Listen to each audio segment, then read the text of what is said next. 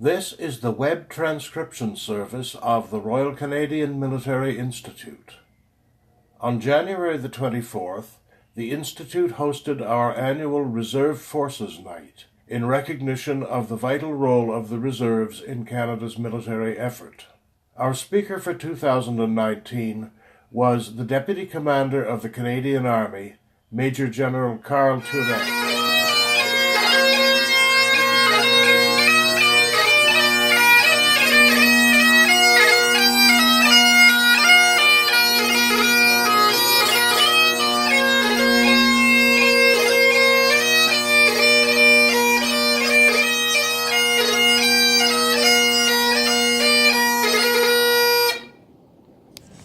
This is a gentleman who served at every level of command, up to the formation level.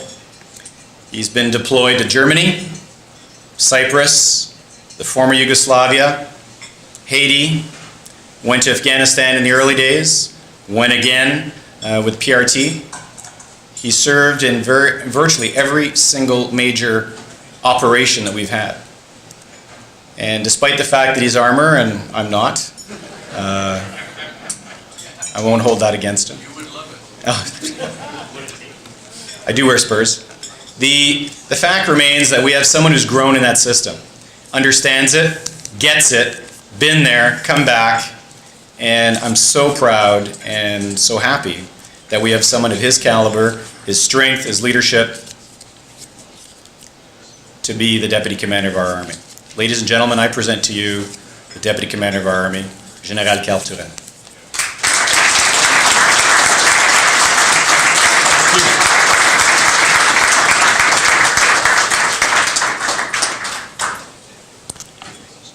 Thanks, Brian. So, it's kind of interesting because he truly is the first individual, basically, who was kicking me in 1984 because he was, in fact, my first instructor. But also in this room, which this is really what's interesting, is that really my first commanding officer is also here. There was another one before him for a couple of months, but really my first commanding officer for my first 2 years at the regiment, from 1989 to 1991, is General Maisonneuve, who's sitting there. So it's a pleasure to see you here tonight, sir. So if I don't deliver, you got two you can blame, right? I mean, he's the one who started it, and then he was probably shaping me my most formative years as a subby. And so those are certainly great times to remember, although I have to say that I don't really think fondly of 5 years at CMR, but I do think fondly of course, of my time at the regiment. So, ladies and gentlemen, it's a real pleasure to be here tonight.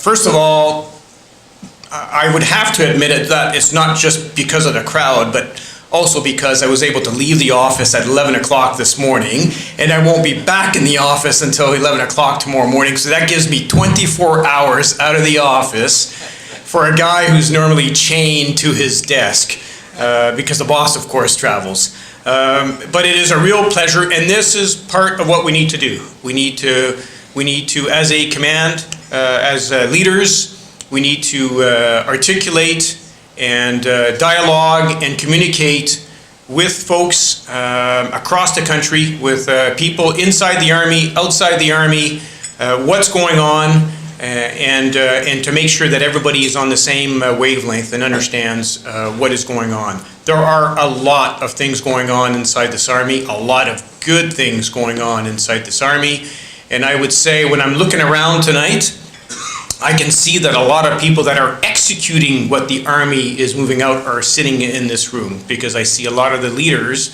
who are commanding brigades, support groups, units, and etc. that are sitting here tonight, or are also in other roles in supporting what the Army is trying to achieve, like some of the honorary colonels and etc. So it's a real pleasure to be here and to spend a few minutes with you explaining, and I'm going to hone in on one specific subject tonight, honing in on the Army Reserves and what the Army is and how the Army is moving out as a team in operationalizing that component of the Army.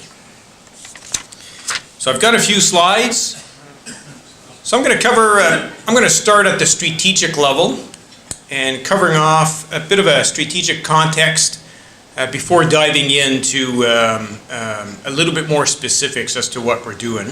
And I'll also go through the current commander, Lieutenant General Jean-Marc Lantier, my boss, what his key priority lines of efforts are at the moment, okay, and how he wants to move the Army forward.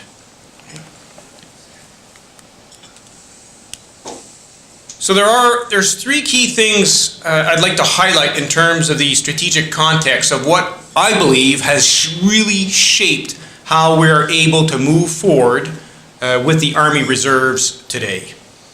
The first one, obviously, I think everybody in this room is well aware, has read the document, understands, and that is the updated defense policy, Strong, Secure, Engage.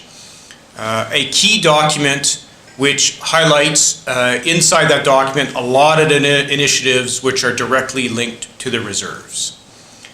The second one, the second box in the middle, and you can see there's two aspects to this.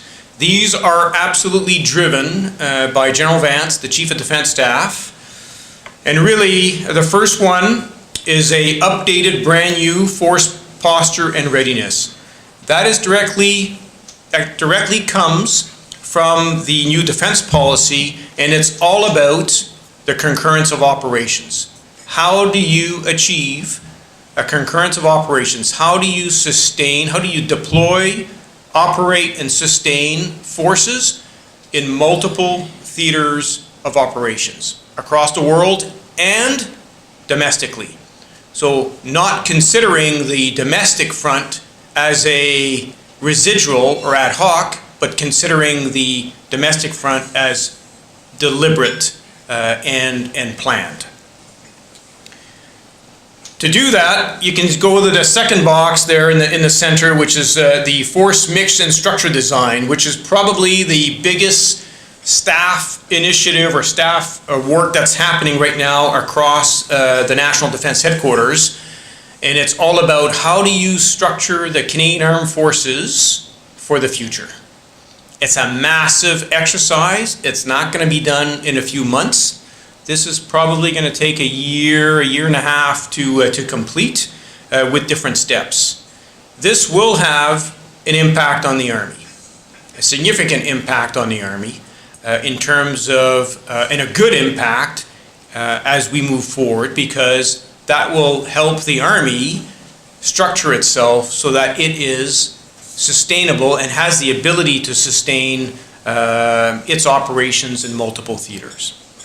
The third box, I think, is really important, and these are initiatives that were actually started before the new defense policy came out, and those were initiated by General Lantier's predecessor, General Paul Winnick, who, when he became the Army commander, decided that it was time to move out. The stars were aligned, and we needed to really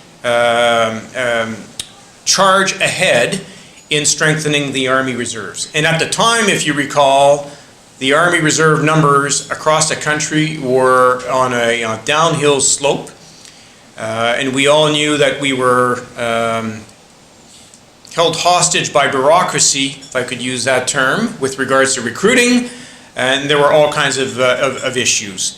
And so the Army commander at the time initiated a number of initiatives, which was called STAR, strengthening the Army Reserve, to move that ahead. Those three elements together, over the last couple of years, and I've been working this file for the last 3 or 4 years, I believe the stars have aligned and really allows the Army to move forward in really building a stronger team. So Brian already spoke about this a little bit, but I just want to say a couple of words about the Army footprint. It's big. And, you know, we represent close to 50% of the Canadian Armed Forces, and when you speak about field forces, we're certainly above 50% of the Canadian Armed Forces. 42,000 folks between the Army Reserves and the Reg Force, and we're close to 50,000 when you account for the Rangers and the civilian workforce. What we need to do, and the reason I bring this up is, like Brian said, we've got 4 divisions now. They are integrated divisions, and so a single command and control structure. But what we haven't done in the past is truly work the whole team as one team. How do you leverage the Reg Force, the Reserves, the Rangers, and the civilian team, all with the same planning staff at the Army headquarters and at the div level to achieve those effects we're looking for?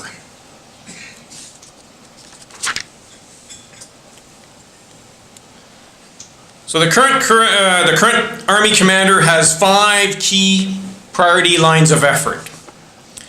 And I won't go into detail on 4 of them. We'll talk about strengthening the Army by operationalizing the Army Reserve, and that's where the remaining slides will focus on. But the first one, posturing for concurrency, I spoke about a little bit. Really, at this point, it's all about delivering excellence on operations. No change. That's what we've always done. Every Army commander will have that as their top priority. The third one you see there is the total fitness of the force. And what is that about? That's optimizing performance, optimizing soldier performance. Cognitive, dominant, and resilient soldiers. Let's face it, every unit has a percentage of non-deployable soldiers. It ranges between, I don't know, 15 to 25%. You've got formation commanders here in the room and unit COs better positioned to tell me what their current numbers are. There are those numbers. We need to reduce those numbers because those numbers have a direct negative impact, of course, on the units or the formation's ability to deliver on operations. Sorting out or helping out the broken soldiers is not what this is really focused on. This is really focused about preventing and moving forward with a preventative type of line of effort to help commanders, leaders train better, optimize performance, and reduce in the long run, reduce that non-deployable percentage that we have within the force. The fourth one there, modernizing and investing within the Canadian Army. Obviously, this is all about the capital program, and believe me, it's big. We're talking just under $20 billion over the next 20 years that the Army's investing. That money is there. It's just a question of going through all of the steps to move forward on delivering the major capital program for the Army. And it's pretty much our complete recap of the Army. I told cadets last year at RMC that the young generation that will be at the tactical level in about 2025, 2027 will likely be the best equipped generation ever within the Canadian Army. When you look at all the equipment coming down the pipe over the next 5 to 10 years. It's pretty phenomenal. But it also includes performance management and the tools to achieve performance management and the requirement and the necessity to change the culture for performance management. And I'll talk about that a little bit more on my last slide. And the last one there for the boss is, which goes back to the Chief of Defense Staff's, one of his key initiatives, of course, the force mix and structure design. That's what it's all about. This is what we're calling it inside the Army for now. We're calling it Force 2021. What's the evolution of the Army? What is it? How do we need to structure ourselves to make ourselves more sustainable, better balanced as we move forward? And a lot of work happening on that front at the moment. So from a macro perspective, there you go. On the reserve side, there are a slew of initiatives on the go, and I'm going to hone in on 3 of them that you can see on this particular slide. But in terms of reserve initiatives, I can tell you, and I've spent, this is my 5th tour on the Army staff. And this is the first time that I truly see the Army staff working as one integrated staff. Reserve issues, are Army issues. There is no, we still have General Rob Roy McKenzie, who's the DG, the Reserve Advisor, DG Reserves for the Commander. We still have, Colonel Tom Mackay, there's a director, but in terms of all of the staff work that needs to be done, if it's a structure issue, it's done by the Director of Land Force Development. Doesn't matter whether it's the Reg Force or Reserves. The entire staff works as one staff, one integrated staff. Absolutely key. But we've got initiatives, there's 12 to 15 different initiatives on the go. And I can tell you every single day there are discussions about this on the Army staff from an integrated perspective. And from my perspective, that is great news, because that's the way we need to do business. So I'll hone in on 3 of them because they are probably the most important in terms of the effort being done at this point in time, not only at our level, but of course I look at the formation commanders and at the unit level. And if you recall, over the last couple of years, there's been a significant push in increasing recruiting for the Army. Right? So that was the first major initiative which was put forward, taking back recruiting. Recruiting had become so bureaucratic. My own son, one of my sons joined the reserves. It took him 12 months. 12 months to join the reserves. I don't think any civilian company works that way.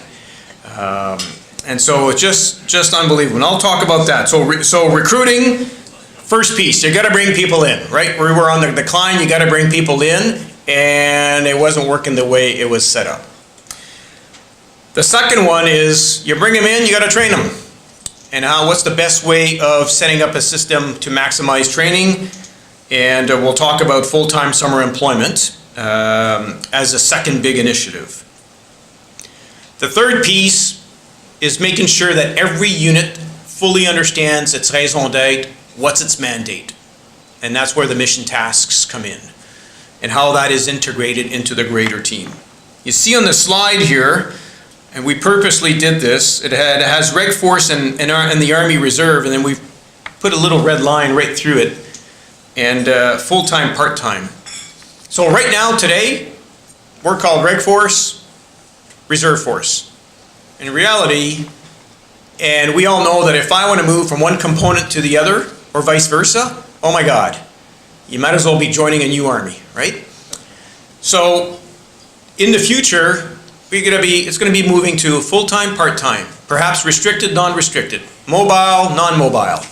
And how do we make that work? It's easy to brief, right? It's a bit of a concept. But at the end of the day, it needs to be a lot more fluid than what it is right now, okay? And that also speaks to the whole integration of the team.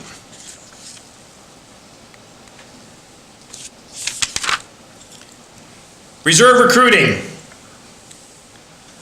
So General Winnick calls me up when I was commanding 5 Division. I think it was November 2016. And he goes, "We're taking back recruiting. I can't handle this anymore. Bureaucracy's driving me crazy, and I need somebody to do the pilot project. I'm in, boss." So 5 Div out in Atlantic, Canada, we took 36th Brigade, we did the pilot project, and then 1 April 2017, that's when we officially took over. And I gotta tell you, and I know there's a lot of people in this room that did a lot of work to make this happen, because it wasn't so a lot of the enabling was done at the higher level, but the execution, the hard work, and the ability to make this and to really the door was open. The chief of defense staff says, yes, you do it, but you own it once you take it. So it's ours. We can't blame anybody now, right? Well, we can in certain areas, I guess. And so we took control of it, and then we said, now we've got a target of 1,000. We got to grow by 1,000 a year. And you can see on the slide that from 1 April 2018 to now, we're at 820-ish. and many of the divisions are continuing to report significant success in recruiting right now. It's moving forward. Now, are we at the percentage that we want to be enrolled in 30 days or less? Yeah, bureaucracy's still there, okay? So we still need to beat down bureaucracy to a certain degree. We still got to work on that. And we need everybody's assistance on that. We know that the long pole in the tent is still the digital aspect of medical records that needs to move back and forth, and we're working on that piece with the health services group at the moment. Still quite a bit of work to do. We're not quite there yet, but the recruiting piece, the Army Reserve recruiting, is on the right track. Now we just need to continue moving down that road. We need that dialogue so that we fully understand what are the issues at the tactical level, so that we can properly enable and resource the team accordingly. So we're just under 19,000 in terms of effective strength. We were below 18,000 back in 2016. Okay, so this is good news. This is on the right track.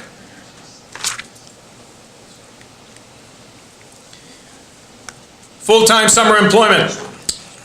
So, of course, you increase the recruits.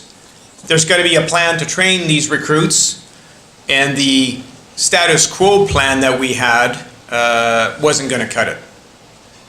So, supported by the new defense policy, full-time summer employment was put in place last summer. That was our first iteration.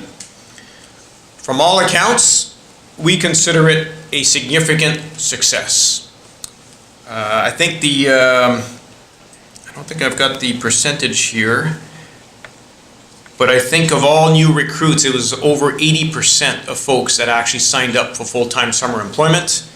As you can see, a significant increase in total employment and a good improvement in course and training days.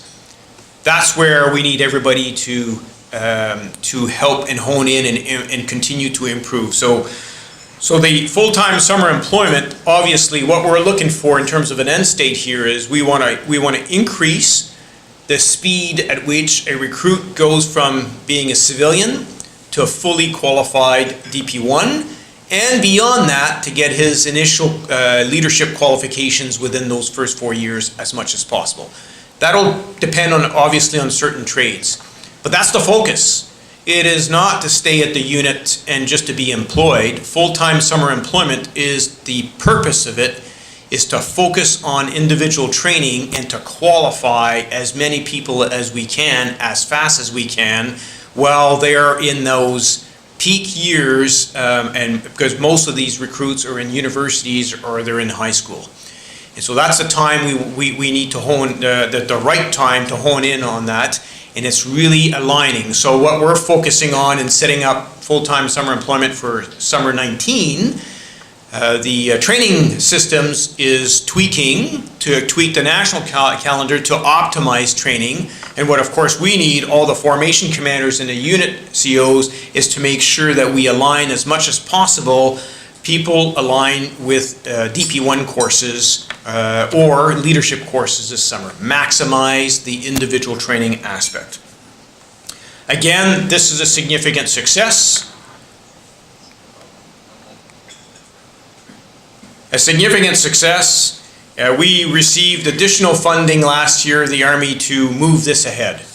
And that funding, we are confident we will get some funding again this year to move the full-time summer employment and to really help the Army move forward on that front. The last one that the key piece here is mission tasks. The mission tasks piece. We can't take this lightly. Obviously, there are mission tasks that were implemented last year, as many people in this room know.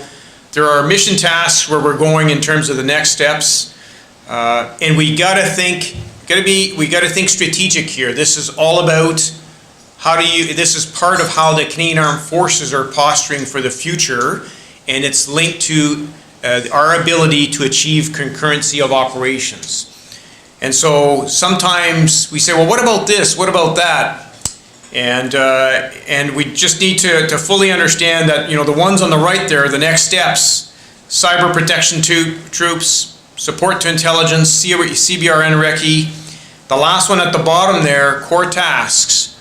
So, which is important because it's some feedback we receive from units from across the country. But what about me?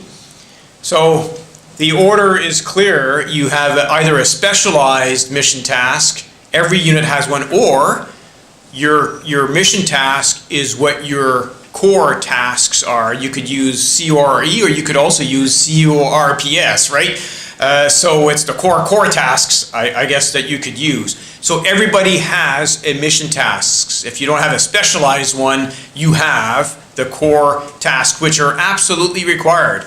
So there's a requirement for the infantry, for additional infantry. There's a requirement for additional armored reconnaissance. There's a requirement for just engineers, and you can't just say just, right? And so, and I just put at the bottom here some of the 4div ones, and you all know this information, but this is absolutely critical.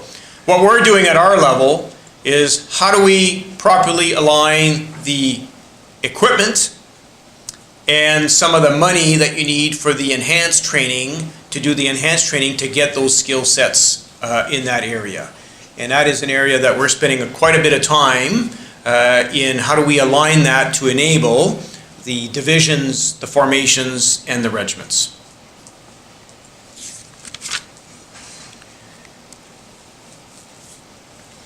Before I move on to this slide here, I'll just give a couple of, as I'm speaking about equipment, there's a lot of equipment coming down the pipe over the next few years. One of the approaches that we're taking with all of our major capital equipment projects is that the reserves are fully integrated, which has been one of the comments of the past. You're moving forward on this major, what about the reserves? And so we're moving forward, as I said earlier, as one integrated team. So whether it's LVM, whether we're talking about the logistics vehicle modernization, or the armored combat vehicle modernization, all of those major cap projects, the reserves are included in that analysis. Now, the whole aspect of whether or not there's enough to go around for everyone, we can discuss that over a few beers and perhaps a few scotch. And that's always, of course, a reality for the Army. But there's a lot of equipment. So, for example, what we're doing now is what we're trying to get from the department is move away to a certain degree from the major capital acquisition, not moving away, but increasing the minor cap, because the minor capital funds are much more flexible. So what we want is to increase that baseline and our ability to move forward much more quickly with night vision goggles, for example. Some of the basic equipment that soldiers need out in the field: frag vests, tac vests, plates. Even when you talk public duties, for example, the proper equipping of regiments, so that when they do their duties on Parliament Hill, they have the right uniforms and etc. All that is part of it. Try not to touch it anymore.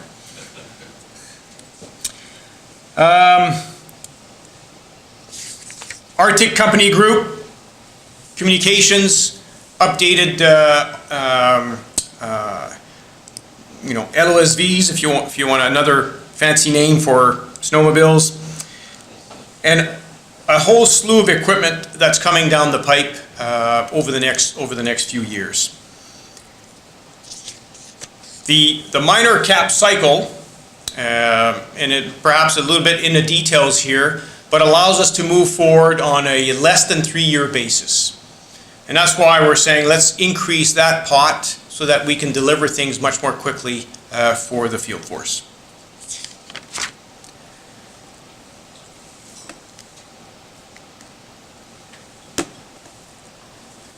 So all this is good. A lot of initiatives on the go at the Army level, but there's a few things we need to do to make this work.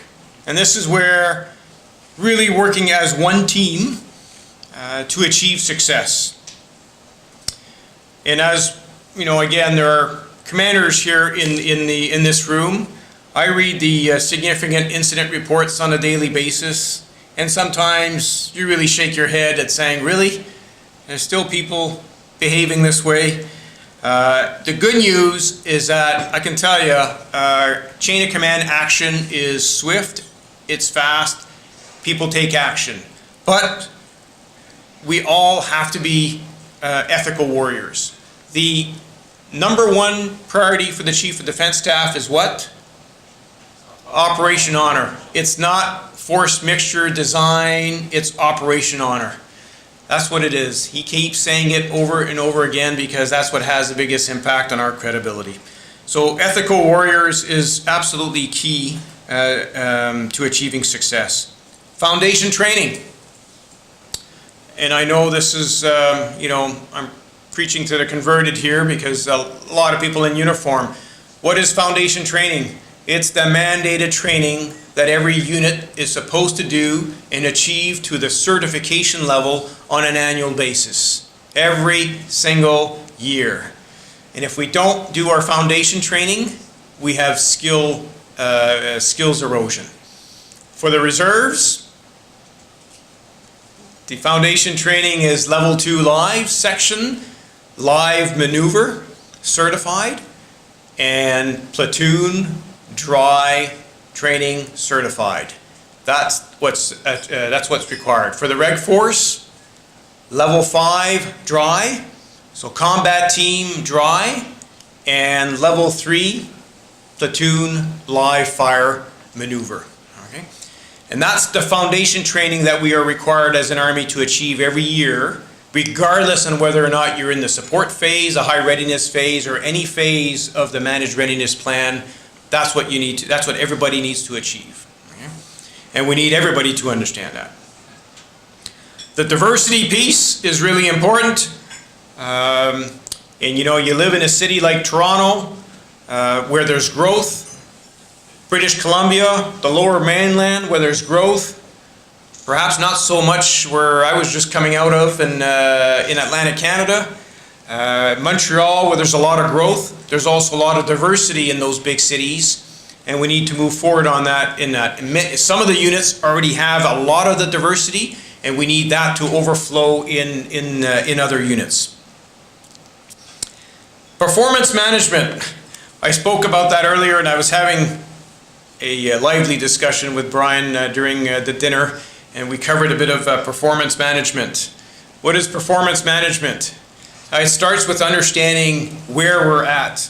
I like to tell people when I first joined the regiment, everything I did during my years in the regiment was captured on those you know, those yellow sheets in the UER. I can't remember what the number was, the 780 something pages.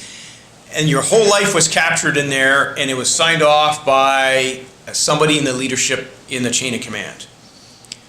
And then the 90s came around in the early 2000s, and then there's a great big void.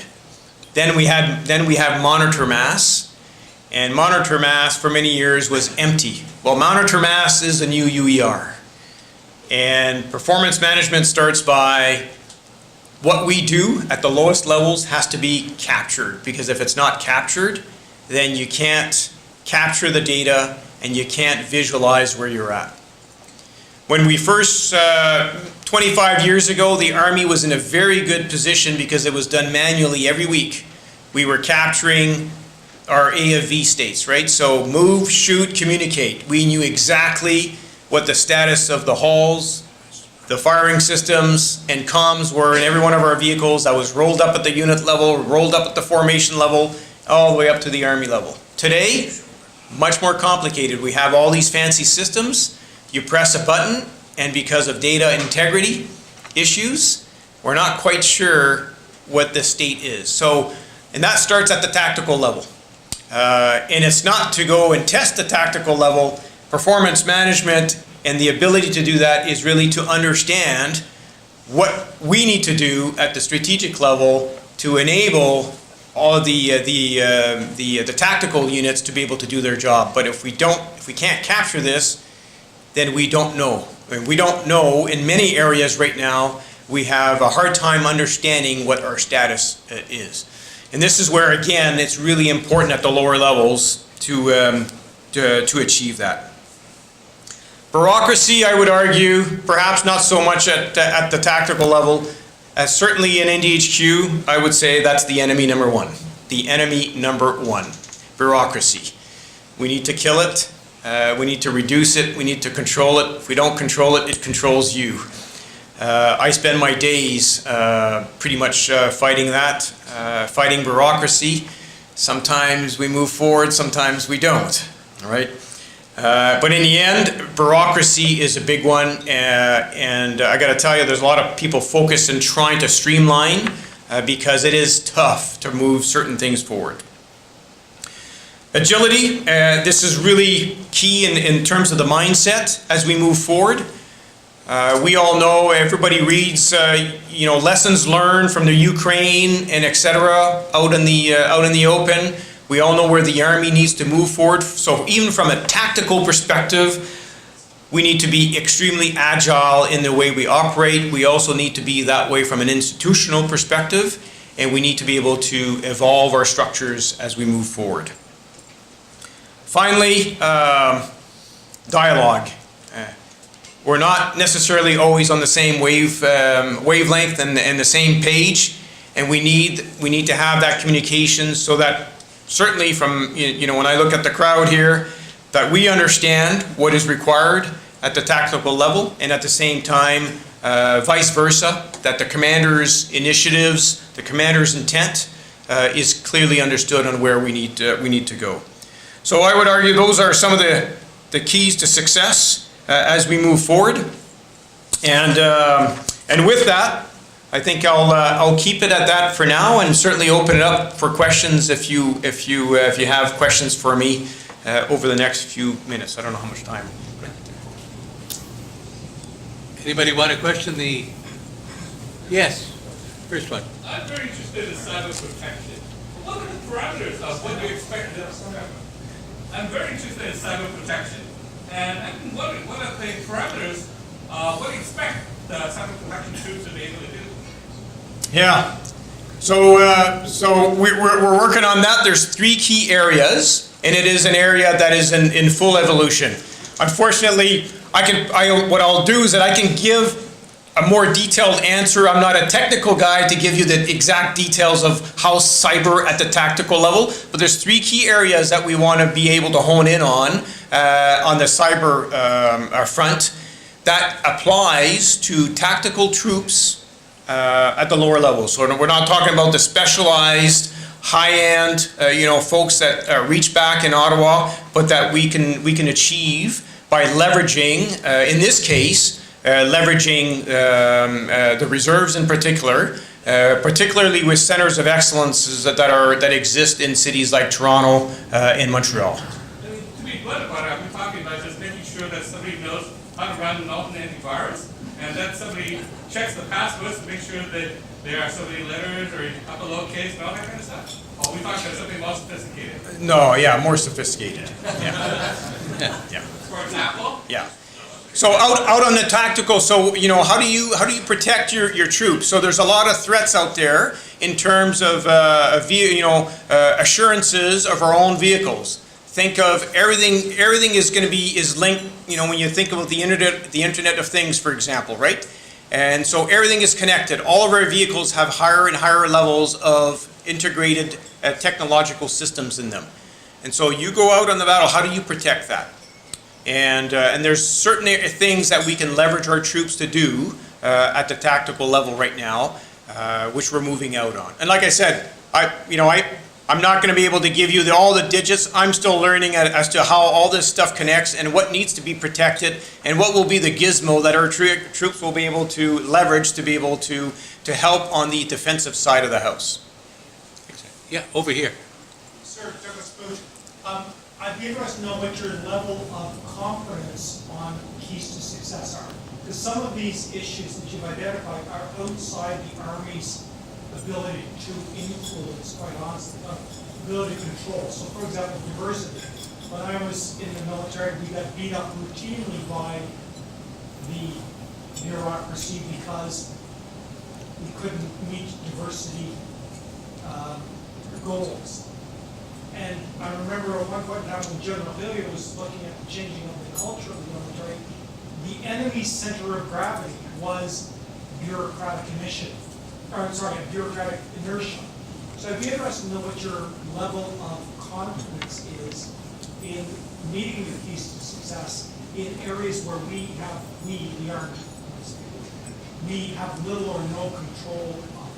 Yeah. I think bureaucracy is the only one on the list that is somewhat out of our control, and perhaps on the diversity side would be the reg force recruiting, which we don't control.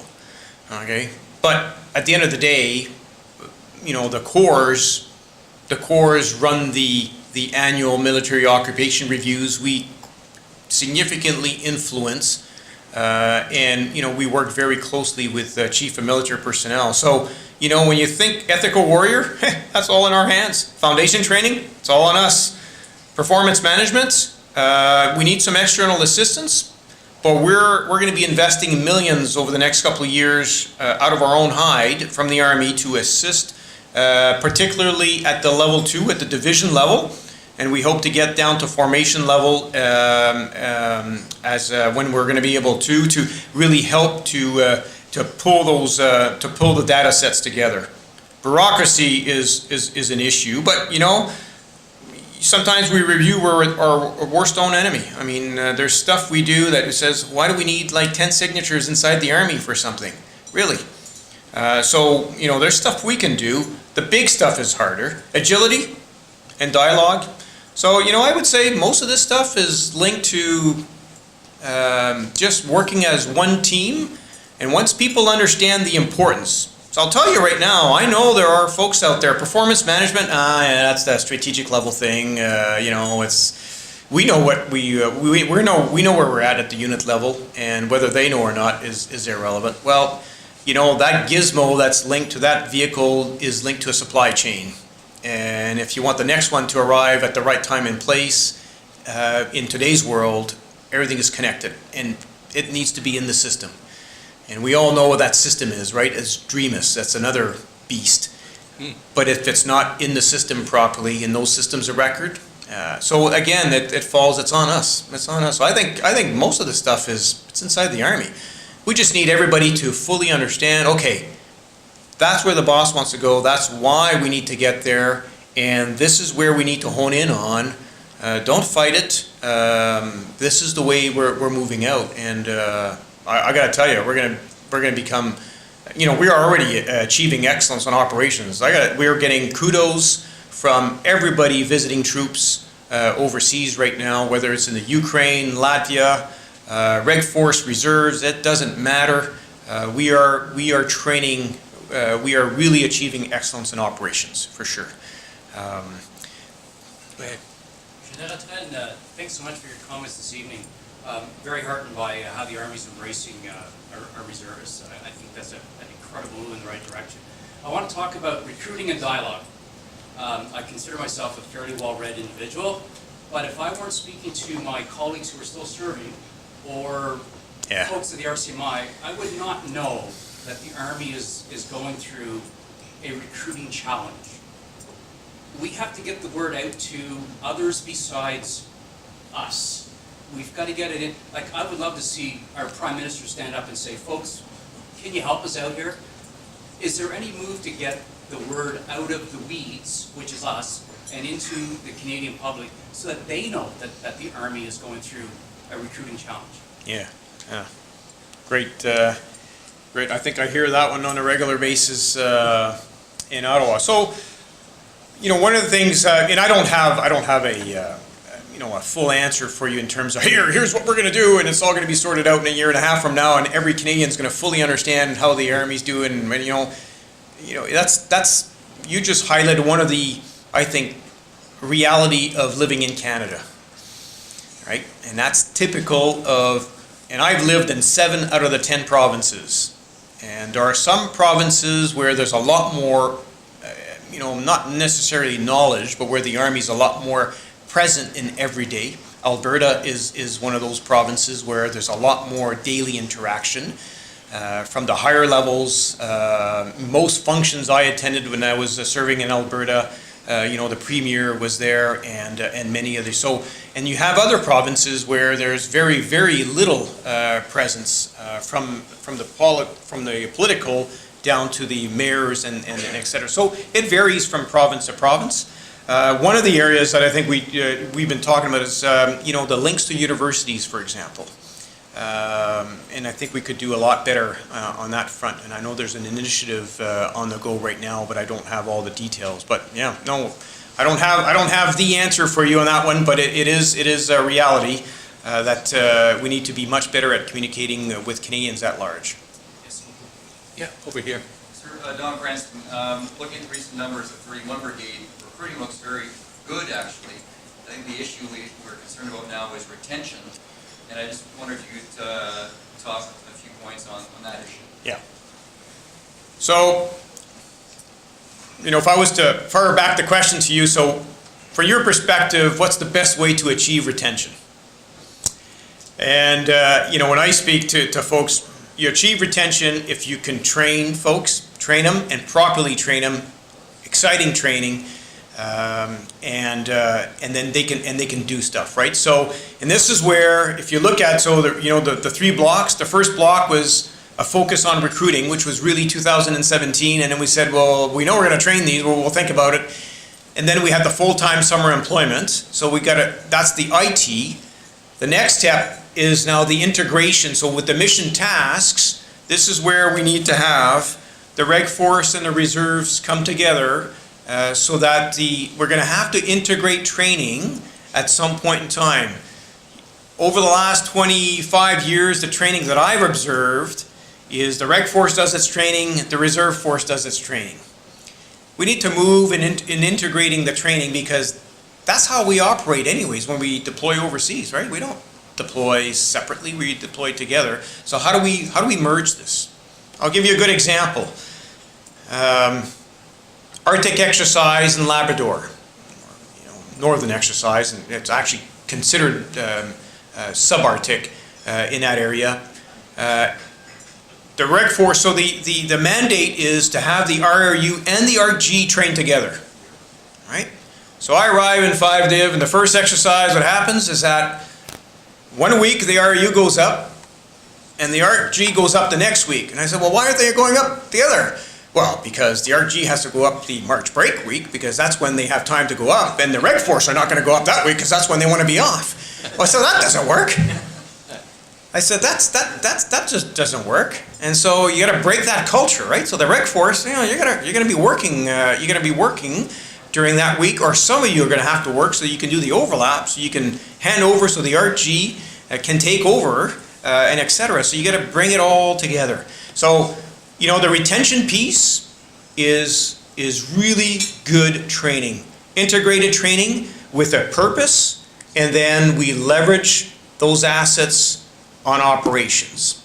And we will always do augmentees, because that's always been, but what we need to get really to the next steps, and we've done that in the past, but it's those deliberate, we're deploying a pioneer platoon, we're going to deploy a mortar platoon, we're going to deploy a cyber assurance team, we're going to deploy, and those are dedicated capabilities generated with a part-time force, but a no-kidding requirement.